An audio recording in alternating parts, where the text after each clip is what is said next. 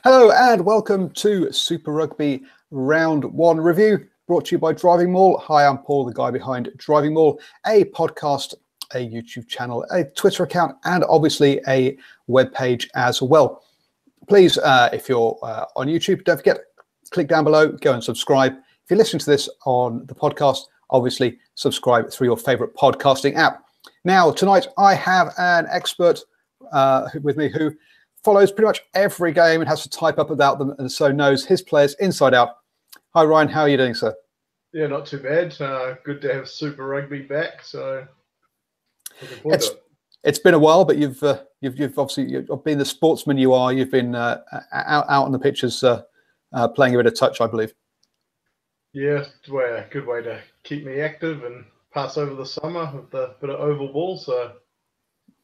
Yeah, unlike Mike, who's been watching that horrible game called cricket, which just seems to take far too long, and has distracted far too many people away from what's really matters. So, Super Rugby is back. Just actually, before we get actually into the games, what do you think of the whole soft launch? Only 2 games. Does it feel like the season started?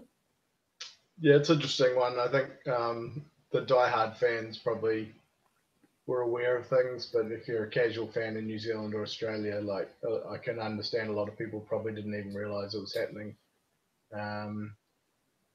Obviously, there's reasons for it, but it does feel like a little bit, almost like an extended preseason in some regards. Yeah, I got to agree. And obviously the South African commentators were getting very excited about everything, but I think from an Australian and New Zealand point of view, it really hasn't really started yet at all. But anyway, let's kick off with the first game, which was the Stormers versus the Jaguares. Obviously, a bit of a problem down in Stormerland, as they've not had any rain for, it seems like a very long time. 29 degrees, quite a hot day, and for me the pitch wasn't very good quality. It seemed to cut up quite a lot, and I think they're going to have there's perhaps some problems down there with their pitch. Yeah, it didn't look too good. Certainly aesthetically, you could see it cutting up, and the groundsmen I think are going to have to work overtime to get that in shape. Obviously, there's not much you can do about weather, but a fair bit of watering needed.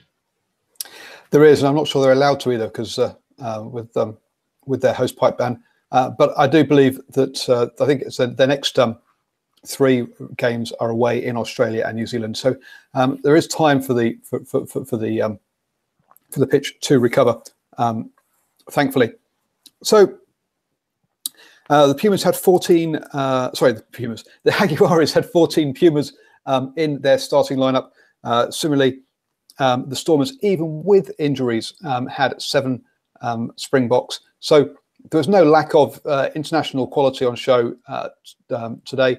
But basically, wasn't it a story of same old for us from the Jaguares?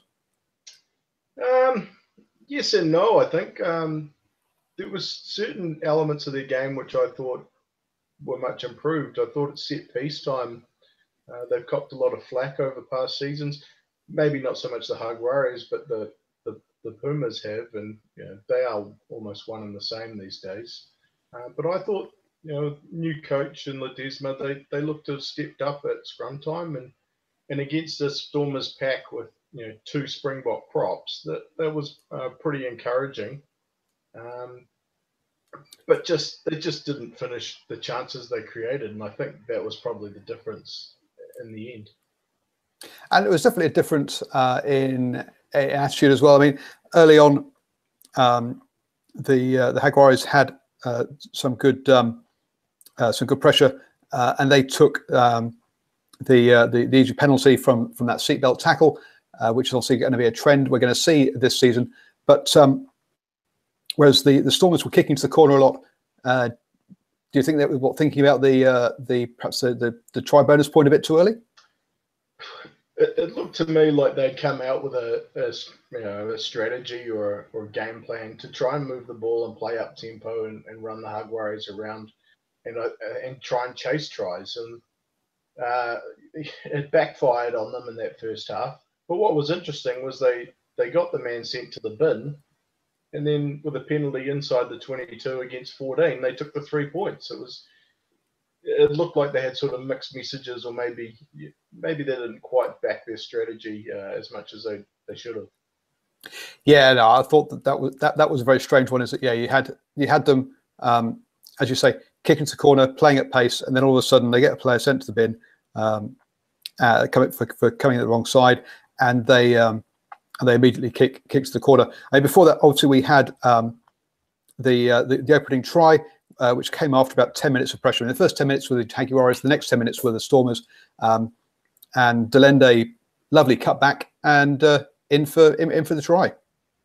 Yeah, and really, I think the Stormers had created a couple of half chances before that without finishing, and in the end, it was a bit of a almost individual brilliance, really. Some great footwork, cutting back against traffic and just slicing through. And they needed that, given the dominance they'd had in that little period of the game. Yeah, absolutely. It's I'm surprised Delende gets away with this so often now. He just doesn't pass the ball ever. I need to check on the stats, because I should have them here. But for me, I remember seeing his stats before in other games where he just he never seems to pass the ball. So you know he's going to run it, and yet he still seems to be able to get these good runs in. Actually, to be fair to him, he passed 10 times and ran 7. So I'm being harsh on him today, but as a defender, I'd be looking at him stepping inside me every single time, because I think he's going to either try and run over me or run around me. I never expect him to pass the ball. Wow, yeah, it's easy to kind of see that now, but yeah, it was a bit of solo brilliance, and he did show some good footwork to beat his man and beat a couple of defenders. He did, yeah. Joe says on the chat, you woke me at 2 a.m. in the USA. Well, hey, thank you very much for joining us. It is that is commitment for that. And then the second try obviously came from Khaleesi bashing over from when the Jaguares were down to 14 men. But I think we saw I'm gonna butcher his name, but Williamson or Zilliamson, or how are you supposed to say it? We saw his lack of experience with the conversion there. Wow, I mean, it's not something you see very often at all. I can only kind of recall maybe seeing it once or twice in top flight rugby. Fortunately for the Stormers, it didn't come back to haunt them, but that was a gift 2 points that went begging. Yeah, for those who haven't seen it, Williamson had a kick straight out in front of the post and got charged down. Amazingly enough, so he took far too long over his conversion, which meant that basically after the Jaguares went for the corner and failed with seconds remaining in the match, at half time went in 15-6, and there must have been, it never looked like Jaguares at that point. It looked like it was sort of game over, and that the Stormers would push on. I thought for them to win it, especially when they came out and basically ran back the opening kickoff for a try with the. I thought that looked like it was about to blow out at that point. I felt. Yeah, well, I think the interesting thing was that at halftime, if you're the Jaguares, you probably would have taken that scoreline given the balance of play. So you can imagine the coach's message is that we've probably been outplayed. We've spent 10 minutes down to 14, and we're still in this game. If we can start the second half strongly, we're a chance. And like you said, basically opening minute, great try from Raymond Rule, and the Stormers at that point definitely looked like and they were home and host. They did, and then pretty much on 46 minutes, so pretty much straight back, the Jaguares get a try out wide. But again, another one of these moments of brilliance, great strength by the player, but 4 players missing him on the missing tackles as he went over out wide there. There was plenty of mistakes in this game. Well, I think he was Buffelli was one of the guys to kind of emerge from 2017 as a guy with a bit of potential, certainly for the Jaguares, but also with the Argentina side. I guess, and like you said, there's earlier on, there's drought and heat in the Western Cape at the moment. And I think you did see some evidence of guys just falling off tackles, whether it's fatigue or just early season rust, whatever it was. But yeah, he showed plenty of power, plenty of pace to finish that and get them back in the game at that point. Yeah, and they did come back well. There was a bit of a lazy play offside, which by Creevy, which allowed the Stormers to kick another 3 points, and then the Stormers got a yellow, and the Jags immediately went for whilst they had a scrum. Whilst they had a penalty, they immediately went for the scrum, trying to actually force a second yellow card. It looked like, and got a penalty try in at the end, which closed it right up. But there did seem to be an awful lot of scrums being reset. I mean, looking at the stats, Jaguares had 12 scrums during that game. The Stormers only had 4, which gives you an idea as to how badly the Stormers held onto the ball, because also it comes from knock-ons. But that's we seem to spend a good sort of 10 minutes or so actually just scrummaging in this game. I guess too, the turf didn't really help things there. When you're talking about things like resets, if you've got a turf that is cutting up, that's not going to be very conducive to good scrummaging.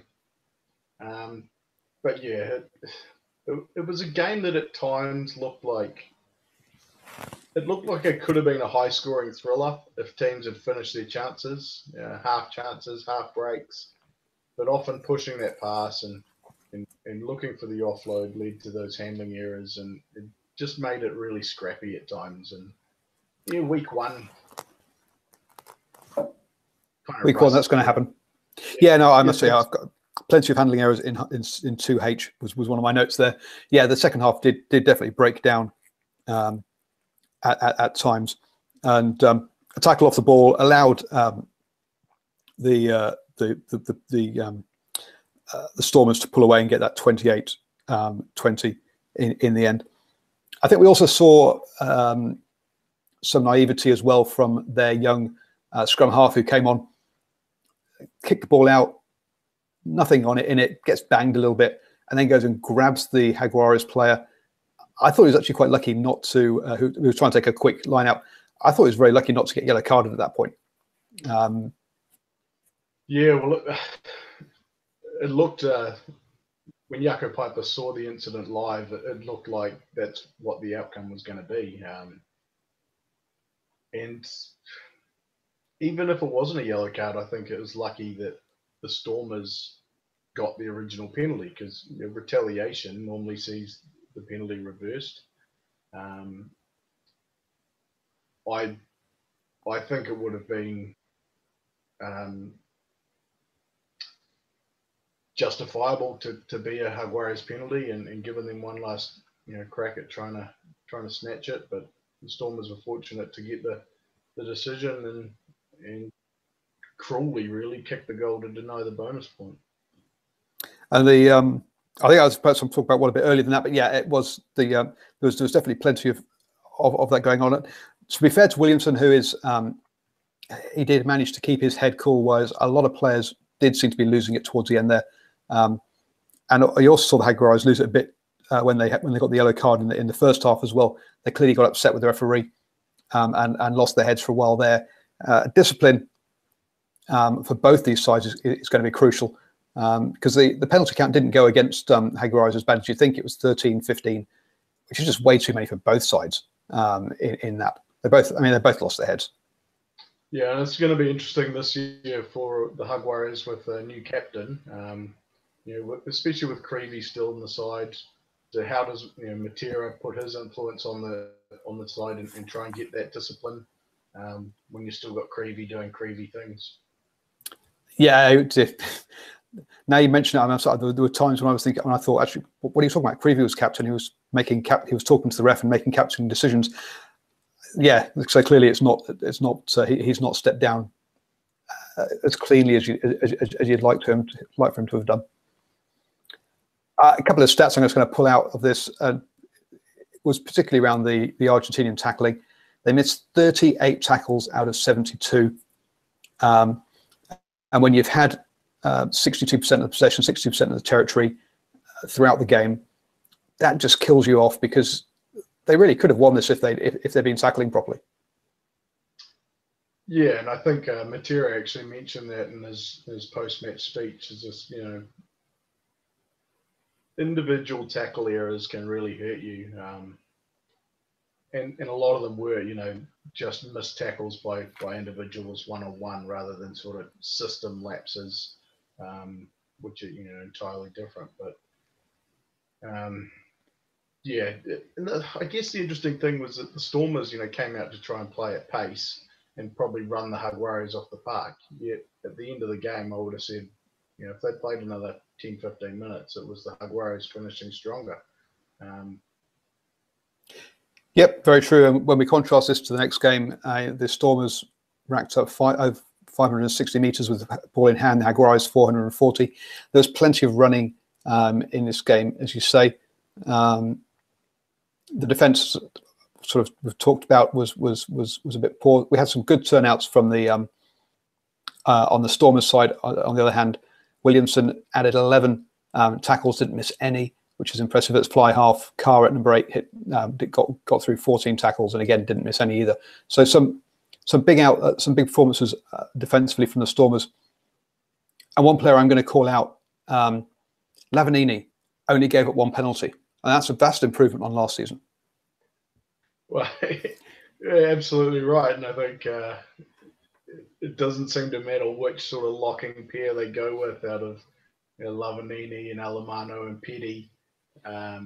They all seem liable to gift away a penalty or two a game. So that'll be a big work on for the Jaguares. And as you touched on before, like, discipline for them is crucial, particularly when they're away from home. Yeah, and Creevy gave up 4 penalties. And again, my pronunciations, Chapararo, the prop, also gave up 4 penalties. So those are the 2 main culprits in this one. As I say, the locks generally behaved themselves compared to last year, where they seemed to be good for at least a yellow card each, or at least 1 yellow card a game between the 2 of them. But yeah, as I say, they definitely proved that. So after all that, can you see anything different from the Jaguares? Or we're looking at them basically just being the best also rounds in the Africa Conference. Yeah, I think it's hard to tell. I think they showed signs that they could possibly compete, but then I'm not convinced, how good the Stormers are as well. The Jaguares are obviously going to be tough at home, but I can't see them contending for a final spot. No, I've got to agree with you there. I think that again, the discipline and they're trying too much is going to hurt them yet again. On the Stormers side, I was actually impressed by Williamson. I thought their real weakness was going to be 9 and 10, but that actually stood up pretty well. And I say he kept his head, whereas everyone else was losing it. But yeah, you'd expect them to be getting a try bonus point at home against Jaguares if they were going to be contenders, I think. Yeah, and I think it was a game that could have been for them. They created enough try-scoring opportunities, but they just lacked a little bit of composure at times.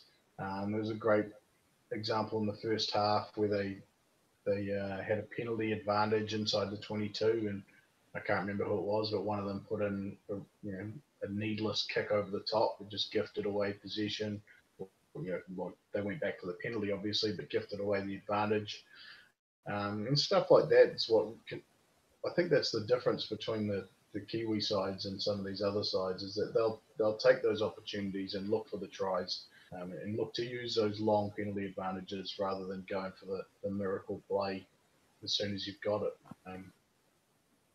The halves combination showed some signs of promise, but I guess the test for them is going to be how composed they can be when they're under real pressure in those big games. Yeah, but they have got a pack that should I mean, as we said, they've got two starting. They were starting with two with two props.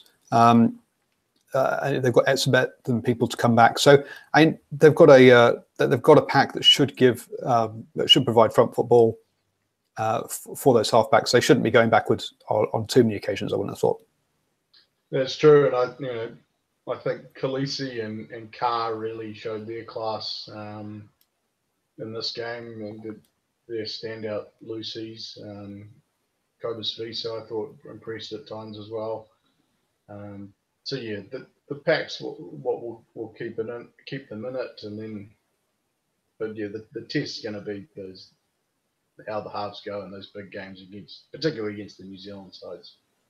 Yep, totally, and of course their tour starts, or their Australasia tour starts next week. So it'll be interesting to see how they go in Australia next weekend. So moving on to the second game then, the Lions versus the Sharks, and in our preview last weekend with Grit Sports, Filler said there that basically if the Sharks lose this, that's the end of their season, and he sees them as being the only team that can challenge the Lions. Is it all over for them, or can we say there's time to grow back? It's a long season. I think the result for them to pick up a bonus point, on the road at Ellis Park or Emirates Airlines Park is, that's not a bad result for them, and they were right in it, and they showed, they showed some promise. So yeah, I can't write them off yet. Yeah, no, I think I was. I thought he was being a bit harsh to say in week one it was all over if they lost it, but these are the two teams that people are expecting to be fighting it out for the top of the Africa Conference, and I think it could come down to depth. Whereas we saw, for me with the Lions, if Elson Yankees ran the show pretty well, his kicking from hand was accurate. We didn't see him make any howlers like he can sometimes do when he gets put under pressure. I thought he had a composed and good game. But if he goes down, you got to wonder how the Lions would cope without him, I think. Whereas on the other side of the fence, the Sharks have got themselves a bit of depth in there, with Dupria starting, whose his dad has obviously coached, but that's obviously that's got nothing to do with it. I've gone blank as to the guy who came off the bench who played Bosch. That's it. They've got a bit more depth there in that. But I thought Yankees ran the show really well today. Oh, the weekend, sorry. Yeah, I think he did. And one of the big advantages that the Lions have is that they're a settled side. I think when I was doing the pre-match team news, I think there was only two changes to the back line from the team that started the final, and maybe only another one or two in the forwards. So to be able to bring back pretty much your whole side from the year prior, that certainly helps in terms of combinations and whatnot. Obviously a new coach, but if they can avoid injuries and keep that side together, then they are going to be the front runners again. You say a new coach, but he's been an assistant with them for a couple of years now. Him and Ackerman, as far as game plan goes, I think he did actually a lot of that coaching was for him. So I don't think there's going to be no vast changes in that kind of front. I think the place where they will potentially struggle is, I don't think he has the charisma that Ackerman has, and if they're at some point in the season they're going to come across some sort of adversity, and it's how well he pulls the troops through that. I don't think it's going to be. I think it's more the mental side he's got to handle rather than the tactical side. I think they'll be fine tactically. Yeah, and I think if you did watch the game on the weekend, it was pretty evident that they were still trying to play up tempo, play at speed. Happy to launch from inside their own half. But you are right. Johan Ackerman is a bit of a one-of-a-kind individual and an inspirational kind of guy, and that is going to be a challenge if they do, as you say, go through some adversity. And we say that they were happy to run it forever, but to me, this game had a lot more. Well, I know it had a lot more clicking because I can look at the numbers. But especially early on, both sides were looking at only wanting to play in the right parts of the pitch, and kicking for territory a lot more. Whereas in the Storm and Jaguares game, both sides were happy to kind of have possession and starve the opposition of the ball. It was a very different style of game. Yeah, and I mean, when I say happy to launch from inside their own half, it's kind of game situation dependent. There were a couple of times off turnover where they, or off an error where they were happy to try and shift it immediately and run. But for the most part, you're right. This was a game between two competitive sides that felt it felt like a game with something on it, whereas at times the other game felt like they're still in pre-season and just trying to score from everywhere. Yeah, we kind of say that your forwards win the game and your backs kind of say by how many. But in this one, the Sharks dominated the line out and the Lions dominated the scrum. And it's kind of like, okay, so you have one each of the set pieces. It was kind of strange how dominant both of them were in their own one. Well, yeah, I mean, obviously, they have their strengths at the different set pieces, and it makes it interesting because when you get to certain parts of the field, depending on what your platform is to launch off, if the Lions had line out ball, you couldn't guarantee possession, whereas if they had scrum ball, it was good ball to attack from. So yeah, it was an interesting wrinkle in the game. It was fun. With both sides, I noticed we're trying for the choke tackle as well to try and bring in that to try and cause turnovers that way. And we saw that when we had the Lions had 8 scrums to the Sharks 10. The Sharks only won 4 out of their 10 scrums, which is just crazy stats. Whereas the Lions won 6 out of 8, so they weren't perfect either. But that's quite a lot of scrummaging in a game. And I say that I think both sides were trying to get scrums or trying to turn the ball over via mauls, even if in the Sharks' case they generally lost the ball straight back again by losing the scrum. I think that kind of doesn't go through a person's head when they're trying to win that maul turnover. They see a scrum as a net positive, and it's only when they're packing down that they realise that they can't get that ball back. So, some interesting stats there. There were, and I think whilst we'll so the Sharks got the early try, basically pressure told after they couldn't get their maul working, and that showed actually through the whole game. Neither side really got their mauls going. In this, both were able to disrupt each other's mauls, which we say very competitive packs. And then Mapo, oh, dear me, hear me my pronunciations. I think so. They were saying for like his 97th game, and got himself the first try by cutting a nice line. Yeah, just real. You've hit the nail on the head. It's just a great line out wide, and just angle through the line and for a pretty simple finish in the end. But you were saying that they had only about 2 new guys in the back line. One of them made his presence felt soon after that with a wonderful sort of take of the ball off Warren Wrightley, and then chip it through, or grubber it through and touch down. That's probably one of the probably try of the round so far.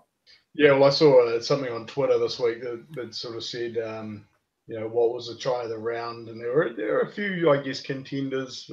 Rules was a pretty useful one, and Buffelli, but this is one we'll be talking about, come the end of the season too. Pace initially to get clear down the flank, and then the skill to be able to grubber and regather to score in the corner. So, yeah, we'll see. And the reason I didn't say his name is because I knew I'd butcher it. But yeah, even I'm not confident over that one. So I think it's Mahuza or something like that. But he he apparently he got told he was too small to play rugby at school, gave up rugby, went to university, took rugby back up again, and now he is a professional now, playing Super Rugby level. He does look a bit small. He did take a few bashes late on and was slow to get up. So we'll see how far through the season he makes it. But yeah, definitely a fun one to watch whilst he stays uninjured. Sorry, Paul. I'm just going to. Can I just pop for a minute? Yep. Just gotta.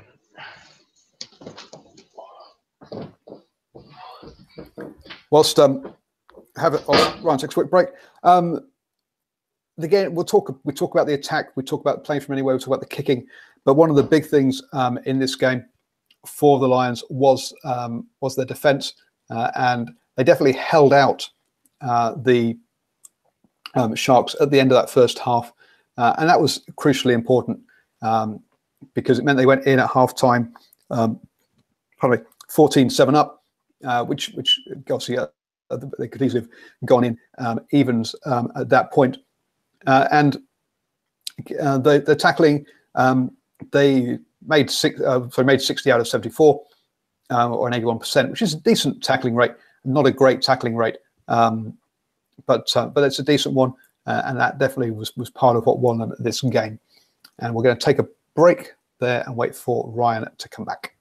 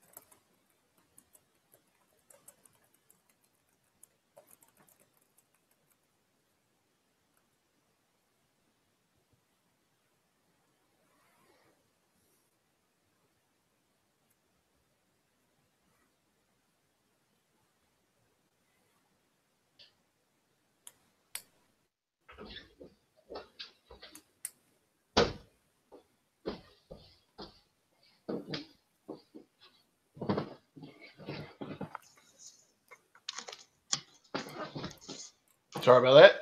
No worries. And after the halftime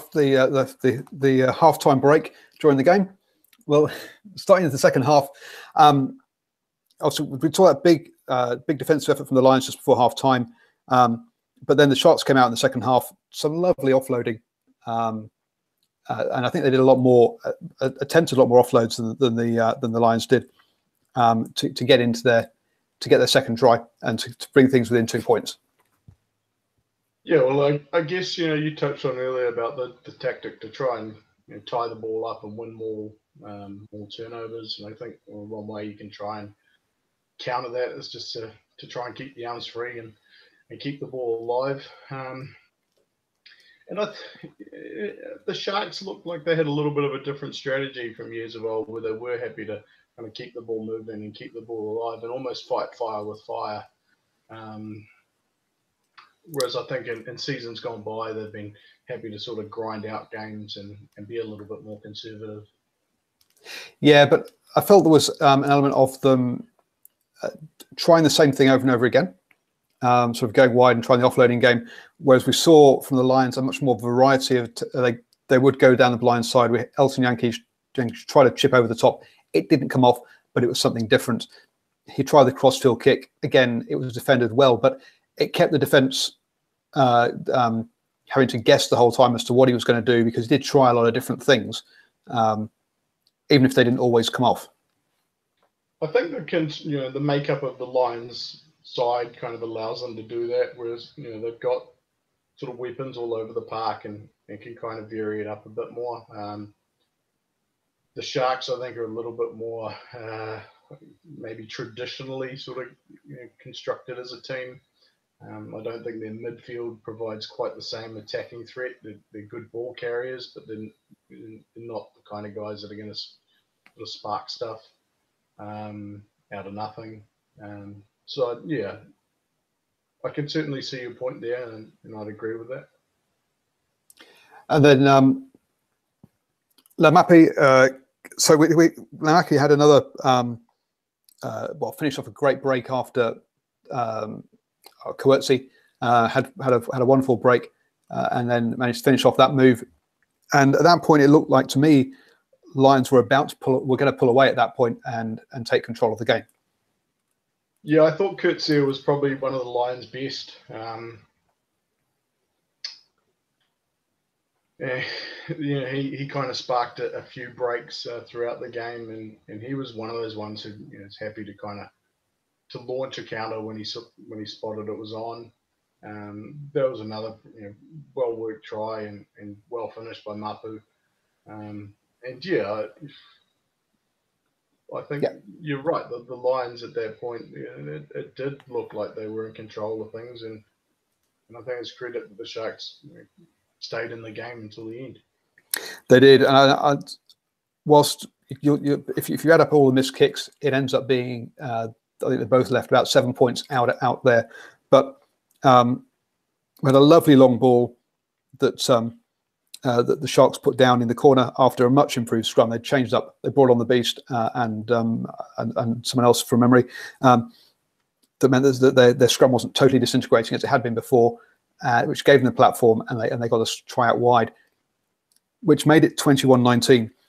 But with having already left 7 points out there, they could easily have been ahead at that point. And I think that scoreboard pressure told in the end that the Lions never had to chase the game. They always had it kind of in hand from there and knew that they could. Yes, they needed more points, but they didn't have to go chasing those points in the same way the Sharks were having to always chase the game during that second half. Yeah, and I think there were times in the second half where the Sharks kind of created half opportunities, but because you're desperate to chase the game and come from behind, they will push passes or try something that wasn't on, and that kind of deny those opportunities. There's one example I recall where Bosch kind of carved right through up the middle and looked to have the Lions under pressure, but then a loose pass just relieves that pressure and lets them off the hook, and those kind of things. They kill you in games, and you're right. If you're not taking your points as well, then it changes the whole I guess plot of the game. Yeah, it was definitely a dry day, but I mean there has been quite a lot of rain in Joburg apparently, not down in Cape Town, but even so, it was definitely a lot of that early season stuff. I mean, we had 18 turnovers conceded by the Lions and 12 by the Sharks. There was a lot of sloppy handling, a lot of balls hitting deck, a lot of turnovers, especially after players were tackled. That really didn't. That really was a problem. We had a obviously say they got within 2 points. There was a great kick to the corner where by Yanchis, and again I think he won the kicking game today, which definitely helped the Lions, forcing the Lions to take the ball out, and a rare Lions line out that worked led them to a try that basically finished off the game. There were a number of missed penalties from then onwards, but the Sharks just sort of ran out of steam at altitude. Yeah, and I think if you've looked at the Lions over the past season, they've got a strategy and a game plan that's designed to do that, to take teams out of their comfort zone late in games. Obviously, they're based at altitude, they're trained at altitude, so playing that up-tempo game and being able to bring that out every week plays into their advantage late in games, and it's a weapon of theirs, and it's one of the reasons that they've been successful over the past couple of years, as well as being able to finally translate some of that success onto the road. Yep, and I think the other side we saw the altitude take effect early on was kicks were going much longer than players expected. I think we had at least 2 kicks go fully dead, and another one that went for a 22 that was kicked from well within the opposition's half. So yeah, the players had to take some energy off those kicks because they were going they were going a long way. So yeah, I think that's probably my kind of points. Is that there were lots of errors in this game. The Lions mixed it up more than the Sharks did. and also probably had the better defence and kick game, and that was enough to see them home against a team that's going to be competitive in the Africa Conference. Yeah, I think it's a real clash of styles, and as well. So yeah, it's interesting to sort of to look at that game and try and work out where these teams go from here. Obviously, the Lions are going to keep playing that up-tempo game. It looked like the Sharks tried to kind of match it with them in the second half, but I think the Sharks will probably revert to type in coming weeks and go back to that sort of your more traditional grind it out in the forwards, use the halves and their big ball-carrying midfield to try and beat teams that way. Yeah, it'll be interesting. A friend of mine has described Dupree as kind of being a South African fly half. So yeah, he's a big boy. Actually got involved in some turnovers and some rucking, which I think his dad might have been saying, "Get out of there. We need you to kick the ball, not to be rucking and trying to turn the ball over." So yeah, he looks like someone who's going to get himself, put himself about a bit, and kick the ball a lot. So I think we're going to see a traditional game coming out of the Sharks going forwards. Yeah, I agree. Cool. Well, I'm glad that Super Rugby has started. And Ryan, where could everyone have followed those games over the weekend, and where can they follow all the games this coming weekend? Yeah, so you need to get yourself the Tribe Sports app. If you go into the App Store or the Play Store and search in Tribe Sports app, you'll find it there. We've got live text commentary of all the Super Rugby games, as well as, of course, your Six Nations and a whole heap of other sport as well. So not just for your rugby lovers, but your sports lovers as well. Cool. So thank you very much for joining me. Obviously, I've been Paul, the guy behind DrivingMaul. Oh, and also, Ryan, where can people talk to you on Twitter and stuff during the week? Yeah, so follow me at New York Nixon. Like I said, we're a sports thing, so it won't just be your rugby hot takes, but plenty of other sporting chat as well. So hit me up there. Yeah, Ryan's also into his basketball as well, looking at his tweets. Me, I haven't got a clue what's going on in that kind of area. I'm just rugby. And you'll tell that because this week, tonight, obviously, we reviewed the 2 games from last weekend. Tomorrow night, we have #Rugby Chat at 8 p.m. New Zealand time. That's Tuesday. Thursday, I'll be previewing the upcoming Super Rugby games with Mike Pullman. I'm not sure if, Ryan, if you're free, maybe we'll see you there as well. And also, perhaps we'll see Steve from Cornflakes Crib.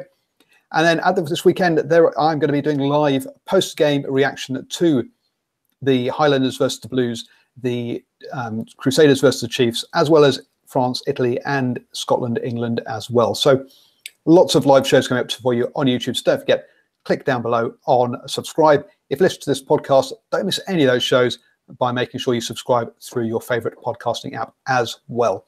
And finally, if you want to get hold of me, I'm on @DrivingMaul on Twitter, way more than is healthy for any sane human being. So you can always hit me up there and have a good old rugby chat.